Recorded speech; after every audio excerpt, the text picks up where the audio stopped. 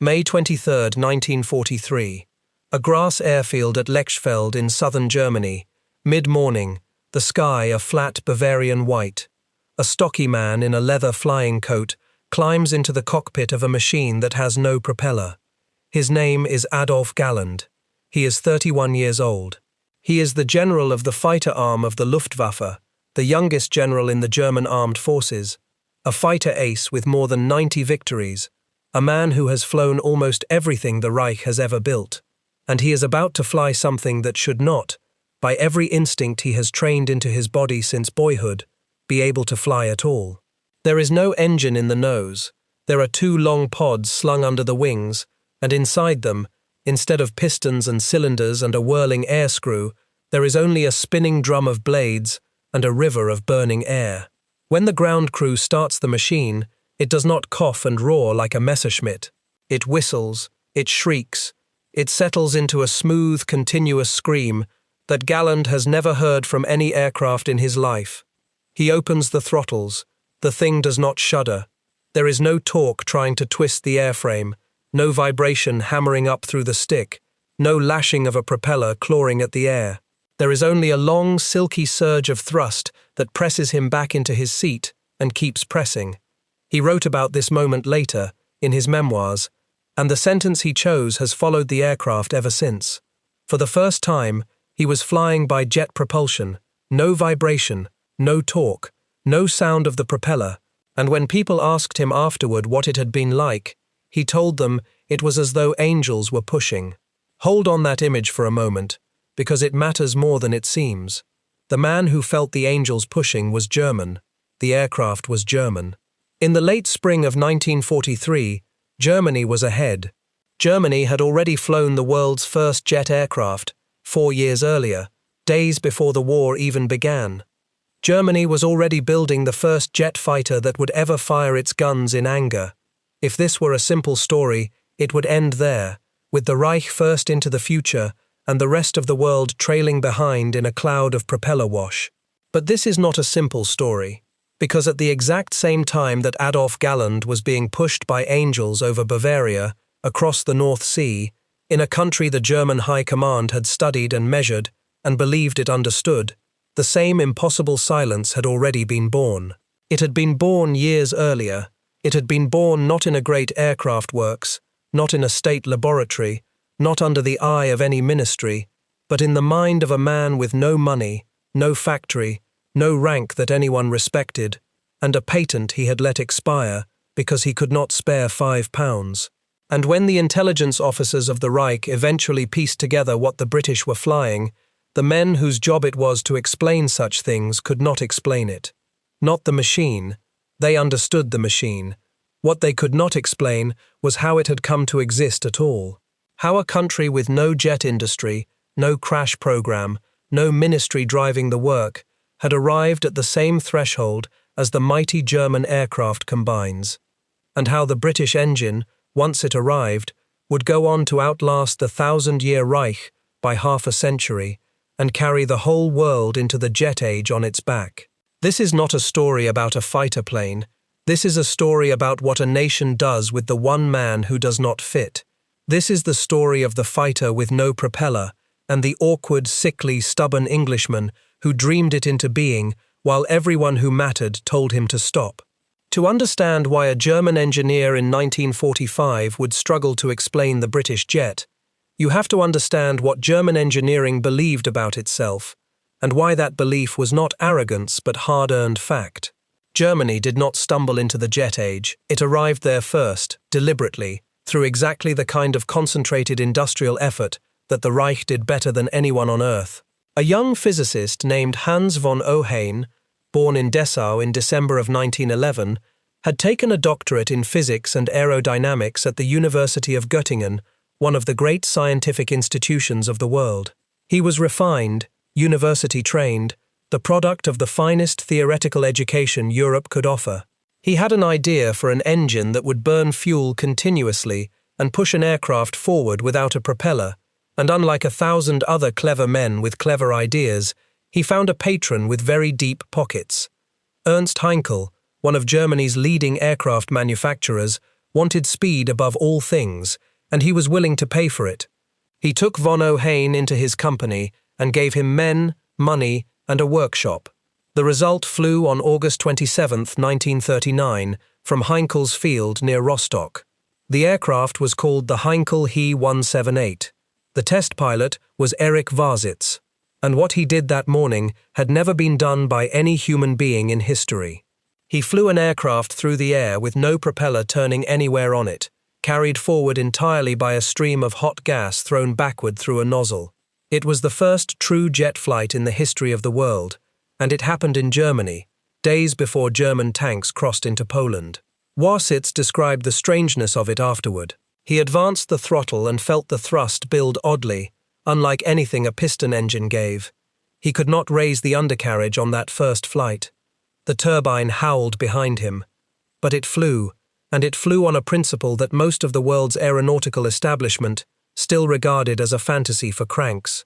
And here is a detail that complicates the easy picture of ruthless German efficiency, because it deserves to be told fairly.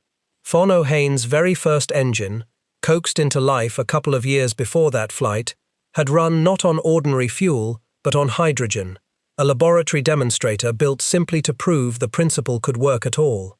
And when Heinkel proudly showed the finished jet aircraft to the two most powerful men in German military aviation, Ernst Udet and Erhard Milch, late in 1939, they were strangely unmoved.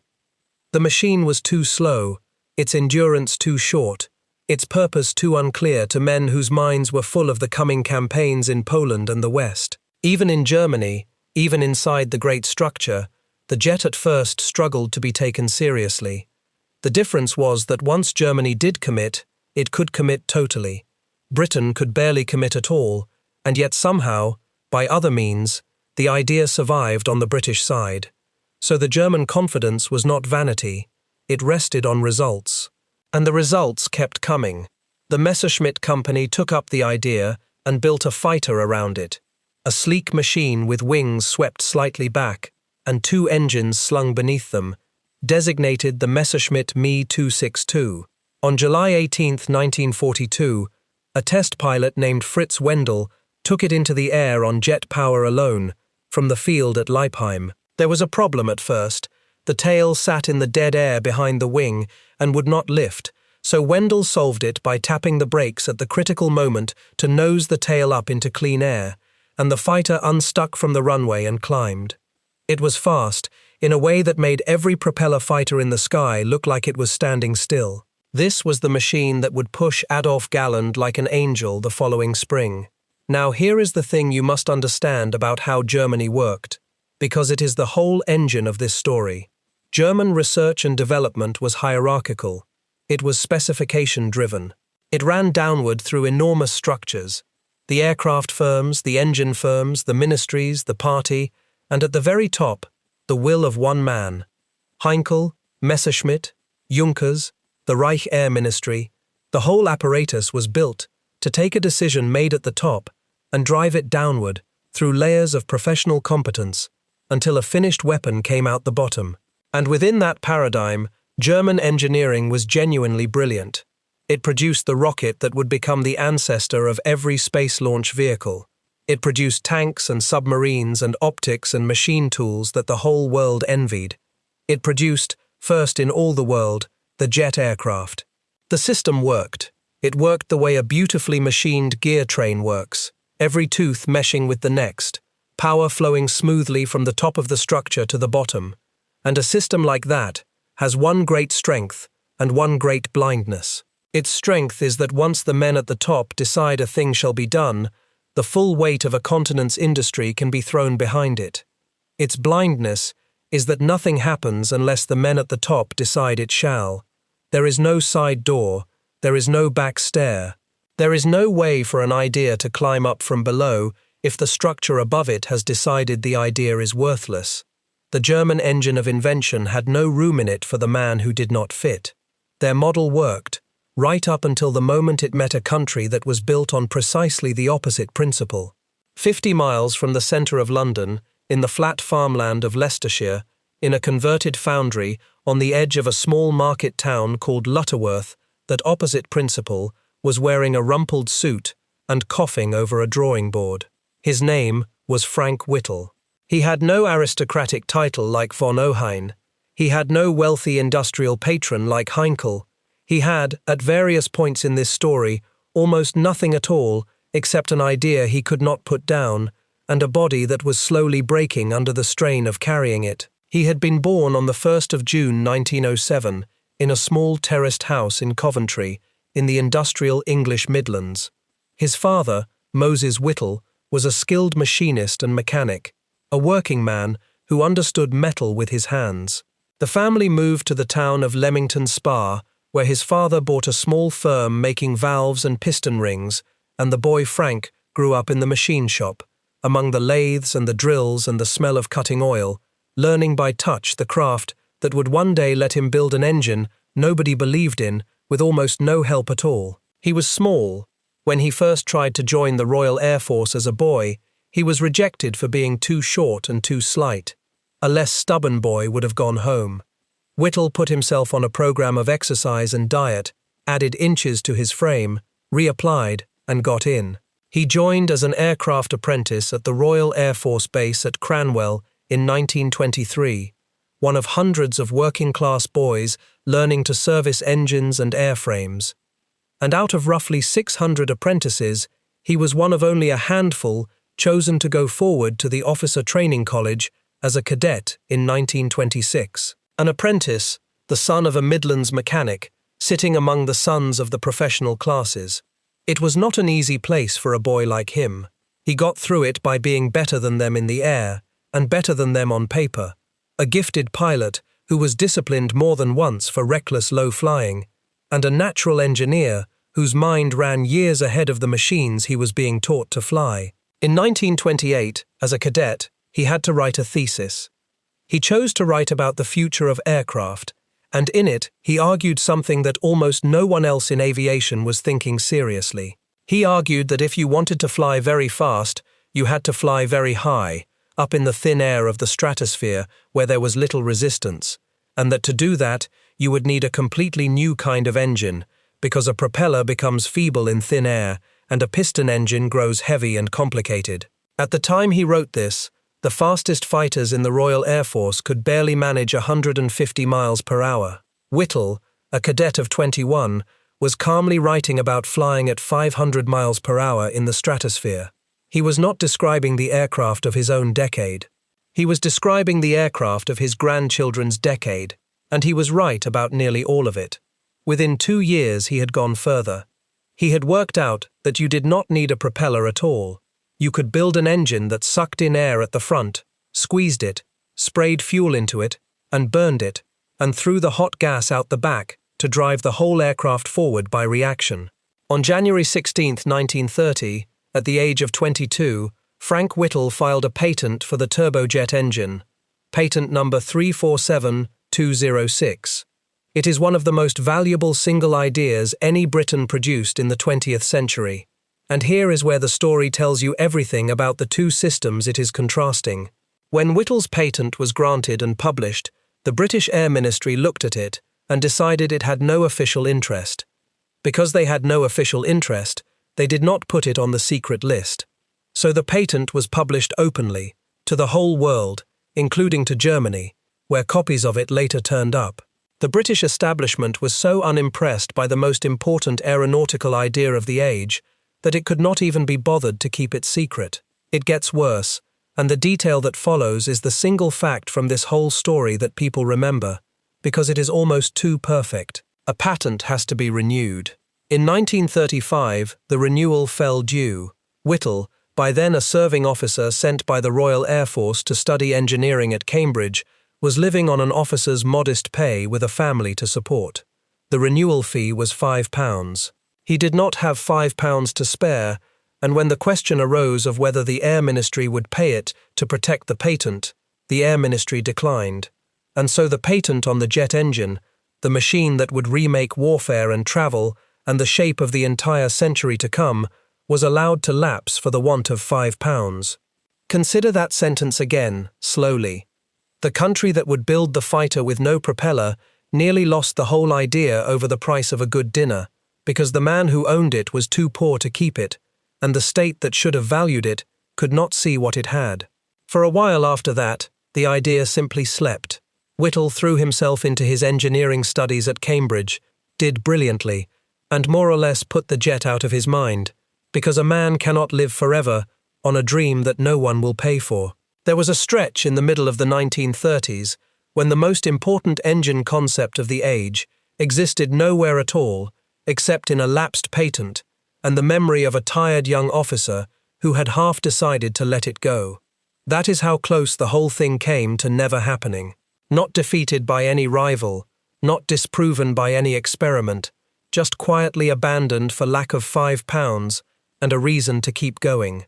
This is the point where the popular version of the story wants to make Frank Whittle a lonely martyr, a neglected genius ignored by fools, and it is worth stopping here to be honest, because the truth is more interesting than the legend. The historian Andrew Nahum, who studied the Whittle papers and wrote the definitive modern account for the Science Museum, makes a careful and slightly uncomfortable point. Whittle told the story of his own neglect with real bitterness, and much of it was justified. But the fuller record shows that he did, in the end, receive very substantial support from the British state and the Royal Air Force. He was given time, he was given official contracts, he was eventually given money and men. The system that ignored him for years did, at the crucial moment, find a way to back him. And that, strange as it sounds, is exactly the point of this whole story. The British system was maddening, obstructive, short-sighted, and cheap. But it had a back door, and the German system, for all its brilliance, did not. Whittle found his back door in 1936. Two former Royal Air Force officers who believed in him, Rolf Dudley Williams and James Collingwood Tinling, helped him find private investment. A firm of investment bankers brought in a consulting engineer to assess the idea, and the assessment was cautiously positive. The money was unlocked, and a tiny company was formed on a bank loan of around £2,000. They called it Power Jets Limited. The Royal Air Force, in one of its more grudging moods, allowed the serving officer Whittle to work on the project, but at first it restricted him to just 6 hours a week. 6 hours a week to invent the future. The engine they built was crude and terrifying. On April 12, 1937, in a corner of the British Thomson-Houston works in the town of Rugby, Whittle and a small team ran the first jet engine of its kind ever built in Britain. They lit it, and it did not behave. It began to accelerate on its own, faster and faster, the scream rising, the whole machine straining as though it meant to tear itself apart. Everyone in the building ran for cover. Everyone except Whittle, who stood his ground at the controls because he was the only one who might be able to shut it down. It finally settled. The runaway was later traced to fuel that had pooled inside the combustion chamber and was burning uncontrolled. Whittle wrote afterward, with characteristic understatement, that the incident did not do his nervous system any good at all. That was the truth of it.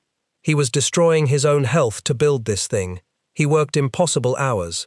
He suffered from stomach ulcers, from nervous exhaustion, from the sheer grinding stress of carrying an entire technological revolution on the shoulders of one small, sick, underfunded man.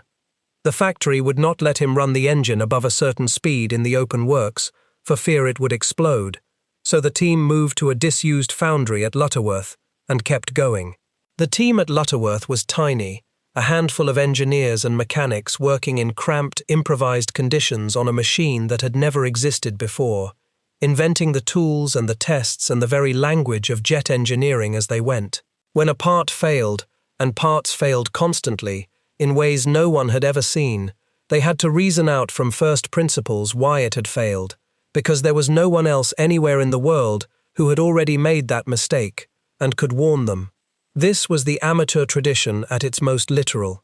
Not amateur in skill, for they were superb, but amateur in the oldest and truest sense of the word, men doing a difficult thing for the love of it, at the very edge of what anyone knew, with almost nothing behind them but their own stubborn conviction that it would work. Slowly, the establishment came around, one convinced man at a time. Henry Tizard, one of the most influential scientists in British defence, looked at Whittle's work and understood what it meant, and used his weight to get government money flowing. Later, a brilliant engineer from Rolls-Royce named Stanley Hooker came to see the strange engine, understood it almost at once, and introduced Whittle to the chairman of Rolls-Royce, Ernest Hives, a man who would prove decisive before the story was over. The back door was opening, slowly, reluctantly, but it was opening. If your grandfather or great-grandfather worked in the aircraft and engine factories of the English Midlands during the war, at Rugby, at Lutterworth, at Coventry, or on the engines at Derby, I would be genuinely glad to know his name and his trade in the comments. The men who filed and turned and welded these first engines almost never get named, and this is one of the few places their memory can still be spoken aloud. While Whittle built the engine, another quiet man built the aircraft to carry it. His name was George Carter, chief designer at the Gloster Aircraft Company, and in the winter of 1939 to 1940, he was asked to design a small experimental aeroplane around Whittle's engine to prove the whole idea could fly. The contract was signed in February of 1940, and the little machine was given a designation that marked it as an experiment, and a serial number that carried a single letter of warning after it, the letter G, meaning that this aircraft was so secret it must never be left on the ground without an armed guard beside it. They took it to the Royal Air Force Base at Cranwell, the same Cranwell where Whittle had been a poor apprentice 16 years before, because it had a long runway and flat, empty country all around. On the evening of May 15, 1941, at around 20 minutes to 8, with the light going golden over the Lincolnshire fields, the Gloster chief test pilot, Jerry Sayer, opened the throttle. The little aircraft rolled, lifted, and climbed away into the English sky, with no propeller turning anywhere upon it, its engines screaming that strange continuous scream, and it stayed up for 17 minutes. Britain had flown. Within days it was reaching speeds around 370 miles per hour, faster than the Spitfires that were at that moment fighting for the country's life. The men who watched it that evening never forgot the sound. A piston fighter announced itself with a deep familiar roar, the beat of a great engine and the bite of a propeller against the air. This thing came over with a smooth rising shriek that seemed to belong to no aircraft they knew, a noise out of a future that had arrived a little early. Whittle, who had spent more than a decade being told his engine was a dream, stood on the ground and watched his dream fly. And by every account he was almost too worn out and too strung on nervous strain to enjoy it. The triumph of his life arrived while he was ill, exhausted, and quietly terrified that even now something might go wrong. Jerry Sayer, the man who first took the British jet into the air, did not live to see what it became.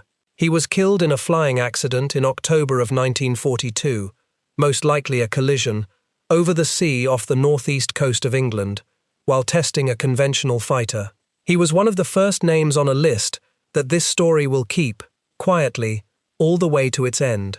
2 years later, when the government finally allowed the public to be told that Britain had a jet, a newspaper printed the phrase that became the truth of the age. Britain, it said, has a fighter with no propeller. That is the sentence the Germans would eventually have to explain. And to see why they could not, you have to widen the lens and look at the deeper thing this story is really about. Here is the question that sits underneath everything. Why was it a poor Midlands apprentice, working 6 hours a week on a bank loan in a converted foundry, who gave Britain its jet, and not one of the great aircraft combines with all their resources? Why did the idea survive at all, when the establishment ignored it, refused to keep it secret, and would not even pay £5 to protect it? The answer is a thing embedded so deep in British life that the British themselves rarely notice it. It is the tradition of the gifted amateur, the unattached individual working at the edge of the great institutions, tolerated, sometimes mocked, occasionally brilliant, and every so often world-changing. The country parson who becomes the world authority on beetles, the retired officer who breeds a new kind of rose, the private tinkerer in a shed who solves a problem the professionals declared unsolvable.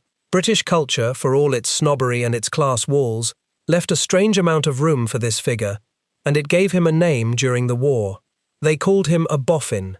The word boffin meant a civilian scientist or engineer, often eccentric, working somewhere in the seam between pure science and the hard practical needs of the fighting services. The radar pioneer Robert Watson Watt, himself a boffin of the first rank, described the type perfectly. A boffin, he said, was essentially a middleman, a bridge between two worlds, the world of the laboratory and the world of the front line, and Britain in the war was extraordinarily rich in them. Watson Watt himself, who gave Britain the radar chain that won the Battle of Britain, was one. Barnes Wallis, who designed the bouncing bomb that broke the German dams, was one. Reginald Mitchell, who designed the Spitfire while dying of cancer, was one. Alan Turing, who broke the German naval cipher in a country house at Bletchley, was one. And Frank Whittle, the apprentice with the 5-pound problem, was one. Now set that against Germany. Hans von Ohain was no amateur. He was a doctor of physics from one of the world's great universities, installed inside a major aircraft company by a wealthy industrialist.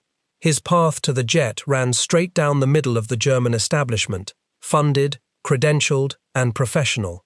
And that is not a criticism of von Ohain, who was a genuinely gifted man and, as we will see, a decent one. It is a description of two completely different machines for turning human cleverness into working hardware. The German machine was superb at driving an approved idea downward through a great structure. The British machine was messy, cheap and slow, but it had a peculiar genius the German machine lacked. It could occasionally let an idea climb upward from the bottom, from a man with no standing at all, if that man was stubborn enough, and if he could find, somewhere in the maze, one person with power who would open a door. Whittle got past the indifference of the Air Ministry because a tizard would listen, because a hooker would introduce him to a hives. There was no equivalent path in Berlin. The German apprentice with a world-changing idea and no rank did not get the meeting. The structure had no door for him. This is the deeper system that built the fighter with no propeller.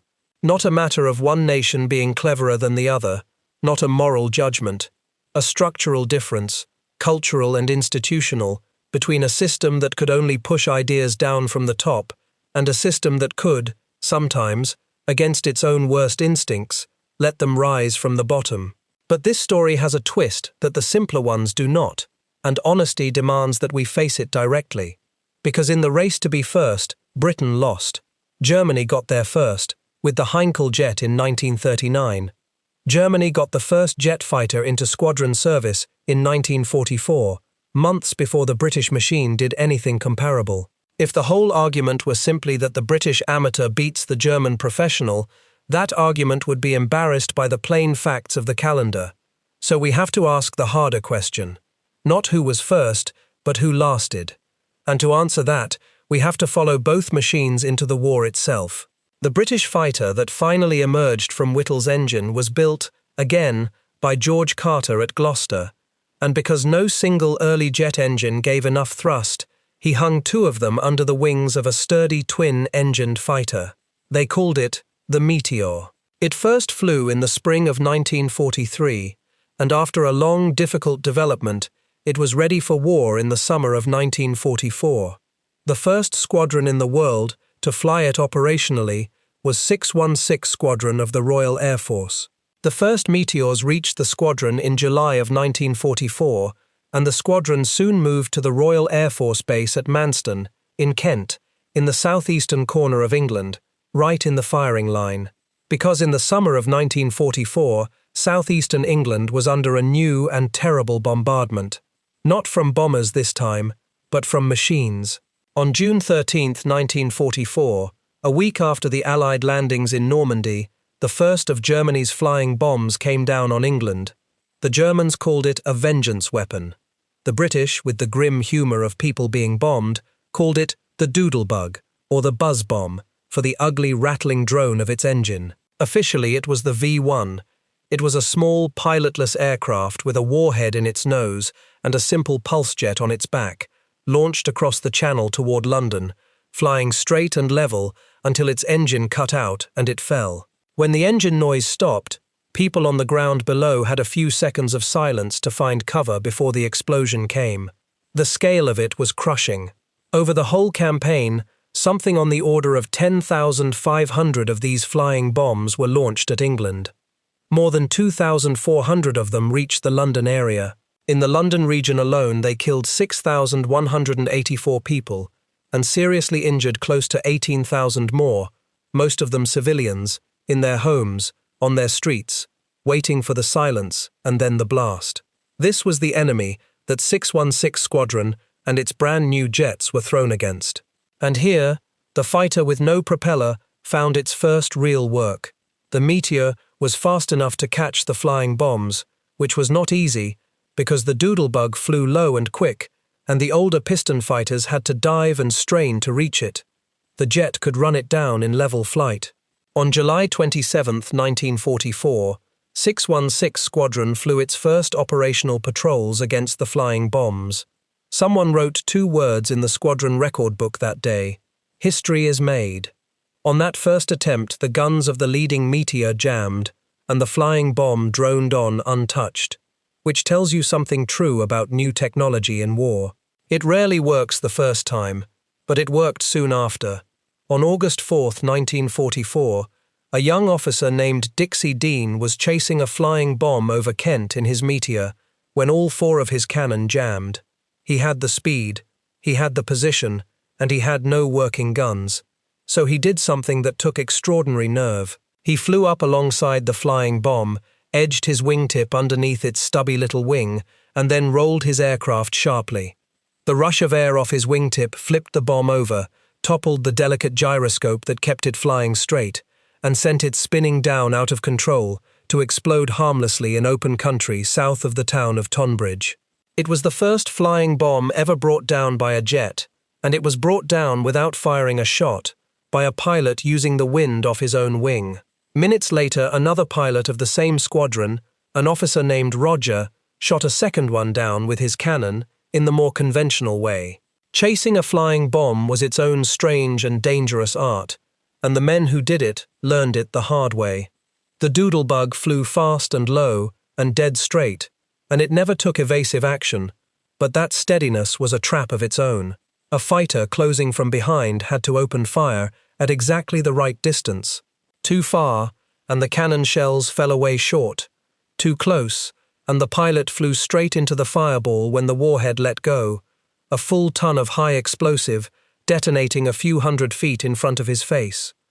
Across the whole defense of southern England, more than one pilot was killed or badly shaken, doing precisely that. The wingtip trick was in part a way to destroy the bomb without ever firing a shot into it, and it took a cool head and a very steady hand to slide a wingtip beneath a live warhead, traveling at the speed of an express train, and then flip it from the sky. Over that summer, the jets of 616 Squadron destroyed around 13 of the flying bombs. It was a small number against the thousands launched. The great majority of the Doodlebugs that were shot down were brought down by piston-engined fighters, by the massed anti-aircraft guns along the coast, and by the barrage balloons whose cables snagged them. The Meteor was not yet decisive. It was too new, too few, still learning what it was. But it had done something no aircraft had ever done. A British jet had flown into combat and won. And now comes the strangest and most revealing decision of the whole campaign, the one that shows you exactly how precious the British understood their machine to be. The Meteors were forbidden to fly over enemy-held territory. They were kept back over England and the Channel. The reason was simple and stark. The government was terrified that one might be shot down or forced down over occupied Europe, and that the Germans would recover the wreckage and learn the secret of the engine. Late in the war, a handful of Meteors, painted white, were finally sent across to a base in Belgium in the hope of tempting the German jets up to fight. But they were kept on a tight leash, and the plain, extraordinary fact is this. The Meteor and the Messerschmitt Me 262, the 2 first jet fighters in the history of the world, never once met each other in air-to-air combat. The great duel of the propellerless fighters, the clash that every dramatic instinct wants at the climax of this story, simply never happened. So while the British jet was carefully husbanded, catching flying bombs over the fields of Kent, and never risked over enemy soil, What was happening to the German jet that had been first into the sky? It was tearing itself apart. Not in combat, but from within. And the reasons are the second half of this story's twist. The Messerschmitt Me 262 was a magnificent aircraft strangled by the collapsing empire that built it. Its engines, built by the Junkers firm, were a triumph of desperate improvisation, and they were desperately unreliable. A modern jet engine runs for thousands of hours between overhauls. The German engine, in service, often lasted somewhere between 10 and 25 hours before it had to be rebuilt or thrown away. Some in the field barely managed a dozen hours. The engines could catch fire if the pilot pushed the throttle forward too quickly. They could flame out and die. On takeoff and landing, when the jet was slow and low and could not accelerate quickly, it was horribly vulnerable to Allied fighters lurking over its airfields. And the deepest reason for the engine's fragility goes to the very heart of why Germany, first into the jet age, could not stay there. A good jet engine needs metals that can stand up to ferocious, sustained heat. It needs alloys rich in nickel, in chromium, in cobalt. And by 1943 and 1944, the German war economy, strangled by blockade and bombing, was starving for exactly those metals. Albert Speer's own records identified chromium as one of the very scarcest strategic materials in the entire Reich, with only a few months of supply in hand. So the German engineers, brilliant as ever inside their constraints, were forced to build the hottest parts of their engines out of substitute materials, coated mild steel, and a homemade alloy heavy on manganese, because they could not get enough of the good metals. The engine that resulted was a marvel of make-do, and it wore out in hours because it had been built from what was left rather than from what was needed. There is a darker fact still, and this story will not pass over it. Many of those German jet engines were assembled in an underground factory dug into a mountain in central Germany, a place called the Mittelwerk, and much of the labor that built them was slave labor. Tens of thousands of concentration camp prisoners were worked in the tunnels of that complex in appalling conditions. Of the roughly 60,000 prisoners who passed through the associated camp system, at least 20,000 did not survive. The German jet, the wonder of its age, was in part a product of mass murder. Whatever admiration the engineering deserves, that fact has to be spoken, because the men and women who died in those tunnels have as much right to be remembered as any pilot. The German jet fighter finally went into action as a fighter in the autumn of 1944. The first dedicated unit was formed at the end of September and named, informally, after its commander, a young Austrian ace named Walter Nowotny. Nowotny was 23 years old and one of the most successful fighter pilots in history, credited with 258 aerial victories, the first man ever to reach 250. On November 8, 1944, he was killed when his Messerschmitt came down near his own airfield, and to this day, historians argue about exactly why, whether an engine failed or an enemy fighter caught him, because the wreckage and the radio calls left the question open. He was one of the finest pilots the war produced, and the machine that was supposed to make him invincible helped to kill him. There was a bitter argument inside the German command about how the jet should even be used, and it cost the program dearly. Adolf Galland, the man who had felt the angels pushing, wanted the Messerschmitt jet built in huge numbers as a fighter, to sweep the Allied bombers out of the German sky. But for a crucial period, Hitler insisted the aircraft be built instead as a fast bomber, a machine to strike back at the invasion beaches, and precious months drained away in the confusion.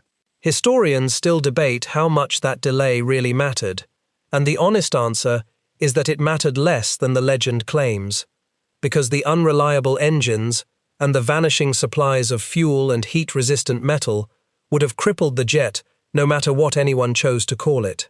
But the quarrel was real, and it reveals something true about the two systems.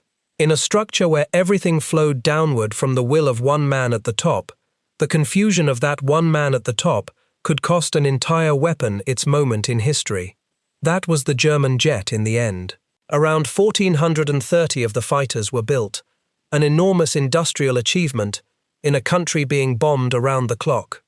But because of the engine failures, the fuel shortages, the pilot losses, the airfield attacks, and the sheer chaos of a collapsing state, only a fraction were ever ready to fly at any one time.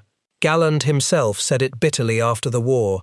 They had built well over 1,000 of the aircraft, and yet only around 50 were ever released to be used as pure fighters, and of those 50, never more than about 25 were operational at once. A potentially war-altering weapon, built in the hundreds and fielded in the dozens, by an empire that no longer had the metal to keep its engines alive, or the fuel to keep them flying. Now stand back and put the two machines side by side, because this is the answer to the question the whole story asked. Why could the German engineer not explain the British jet? The machine itself was not the mystery. The Germans understood turbines and compressors and nozzles as well as anyone alive. What they could not explain, what did not fit their model of how the world worked, was the shape of the British achievement. Germany had thrown the full weight of a great industrial state at the jet, driven from the top down, and had produced a brilliant fighter that arrived first and then crumbled in its own hands, undone by the very structure that built it, the centralized war economy that could not feed it the metal it needed and filled its factories with dying prisoners. Britain had produced its jet almost by accident, from the bottom up, out of the stubbornness of one poor man and the reluctant, last-minute backing of a system that nearly threw the whole thing away over £5, and that jet, arriving second, would go on to endure. The turning of Whittle's fragile prototype into a true war engine did not go smoothly either, and it is worth telling because it shows the British muddle at both its most maddening and its most fruitful. Production had first been handed to the carmaker Rover, and the relationship curdled almost at once. Whittle was fiercely protective of his design. Rover's engineers, led by a talented man named Adrian Lombard, grew impatient with him and quietly developed their own improved version of the combustion system, sending the air straight through the engine rather than doubling it back on itself as Whittle had. Whittle was furious, convinced they were meddling with his work and even maneuvering around his patents. The bad blood grew so thick that the whole program was slowing to a crawl at the exact moment the country most needed it to race ahead. Because after the war ended, the German jet program simply vanished with the country that made it, and the British engine did the opposite. The firm that finally took Whittle's fragile prototype and turned it into a reliable, powerful, mass-producible engine was Rolls-Royce, and the man who made that happen was the chairman we met earlier, Ernest Hives. The rescue came in one of the great quiet deals of the war. The story goes that it was struck over dinner at a hotel in the north of England, Rolls-Royce taking the jet work off Rover's hands entirely and handing Rover in exchange a factory that built tank engines. No great sum of money changed hands. It was a handshake between industrialists, and it transformed everything. Where Rover had run the engine for a few dozen hours of testing in a month, Rolls-Royce ran it for hundreds. The delicate invention of the lonely boffin met the disciplined manufacturing genius of a great engineering firm, and the result was an engine that actually worked, reliably, again and again. That engine and its descendants, the Welland and then the more powerful Derwent, powered the Meteor through the end of the war, and for years afterward, and the Meteor itself went on serving air forces around the world well into the 1950s. The same distinctively British approach to the jet, the robust centrifugal engine that Whittle had pioneered, ran on into the first generation of jet airliners, including the sleek de Havilland Comet, the aircraft that first carried fare-paying passengers above the weather and opened the age of mass air travel that every one of us now simply takes for granted. And in one final twist that Frank Whittle would have found bitterly funny, the British government in 1947 allowed Rolls-Royce to sell a batch of its superb jet engines to the Soviet Union, on the naive condition that they be used only for peaceful purposes. Stalin is said to have asked in astonishment what kind of fool would sell such secrets. The Soviets took the British engine apart, copied it, and bolted the copy into a small, deadly fighter called the MiG-15, which a few years later would be shooting down American aircraft over Korea. The engine born in a Midlands foundry ended up powering an enemy's fighters in the next war. That is how far and how strangely the idea travelled. The German jet died with its empire. The British jet conquered the world, including the parts of it Britain would rather it had not. So what happened to Frank Whittle, the man who started it all? This is the part of the story that does not have the shape you want it to have, and I am not going to pretend otherwise. He did not get to ride his invention to happiness. As the war went on, the government took control of his company. In 1944, his firm, Power Jets, the little company built on a £2,000 loan, was nationalised. Whittle, who had never been in it chiefly for money and had at times refused to profit personally from the work, agreed to it, and then watched as the thing he had created was absorbed and reorganised until it was no longer his. He suffered another collapse of his health and spent months recovering. He said years later that his company had been smothered to death by the government. He resigned from its board in 1946, and a group of his loyal engineers resigned alongside him in protest. The great creative workshop of the boffin was folded into a state research establishment and ceased to exist as the thing he had built. He was not left with nothing. In 1948, a royal commission awarded him £100,000, free of tax, in recognition of his invention, a very large sum in those days. In the same year he was knighted, and he retired from the Royal Air Force on medical grounds, worn out at 41, with the rank of Air Commodore. He was Sir Frank Whittle now, but the man who had given Britain the jet spent much of the rest of his life feeling that his country had never quite understood what he had done, or valued it in time, and there is real truth in that feeling, even after the careful correction the historians have added. Whittle eventually left Britain altogether and moved to the United States, where he taught at the United States Naval Academy and was treated with the reverence he felt he had been denied at home. He received his country's Order of Merit late in life. He died in Maryland, in America, in August of 1996, at the age of 89. British Airways flew his ashes home, and they were laid to rest at a church at Cranwell, the place where a poor apprentice had once been told he was too small to fly, and where the fighter with no propeller had first climbed into the English evening. And here is the detail that redeems something in this hard story, the detail that says the most about the men themselves, as opposed to the systems that used them. Frank Whittle and Hans von Ohain, the Englishman and the German, who had invented the same impossible engine on opposite sides of the same war, in complete ignorance of each other, met after it was all over. Von Ohain came to America too, brought over with many German scientists, and in time the two men became genuine friends. They appeared together, shared awards together, and spoke of each other with deep respect. When they were together, by the account of those who saw them, it was von Ohain, the aristocrat, the doctor of physics, who deferred graciously to Whittle, the apprentice. And von Ohain is reported to have said to Whittle a thing that is the fairest verdict this whole story can offer. He told him that if Whittle had only been given the money when he needed it, Britain would have had the jet 6 years before Germany did.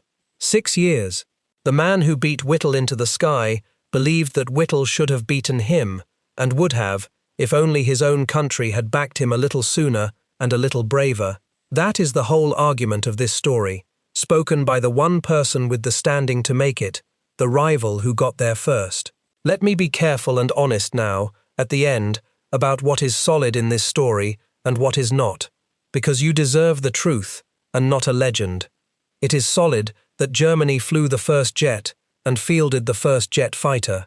It is solid that the Meteor and the Messerschmitt jet never fought each other in the air. It is solid that Dixie Dean tipped a flying bomb out of the sky with his wingtip when his guns failed.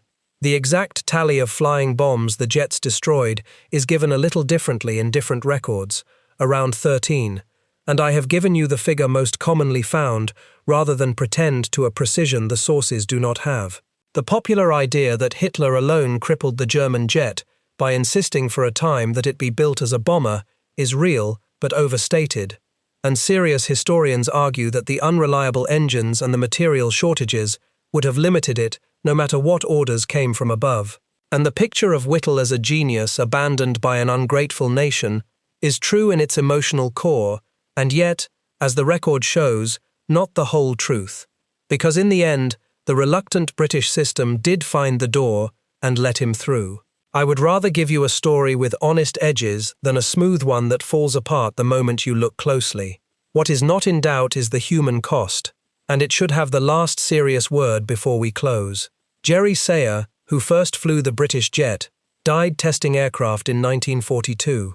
The pilots of 616 Squadron flew a machine so new that its own engines were still half a mystery, over a coast under bombardment, and not all of them grew old.